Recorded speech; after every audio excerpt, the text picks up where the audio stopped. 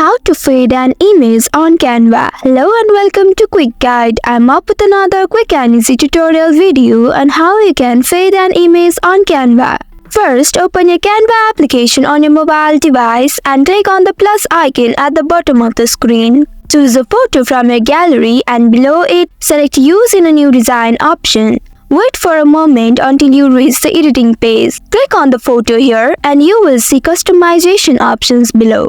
Among them, swipe left or right to find animation option. Click on it. So these are all the animations you can add to an image. Here scroll right and left to find the fade option. Click on it to add the fade effect to your image.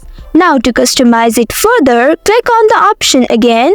Here you can adjust the speed of the animation. But note that the feature requires a subscription.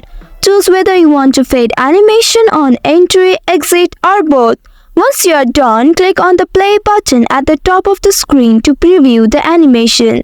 That's all for today's video. Thanks for watching till the end. If you found this video helpful, don't forget to like, share and subscribe the channel. Also hit that bell icon to get notifications on more such helpful tutorials. See you in next video. Stay connected.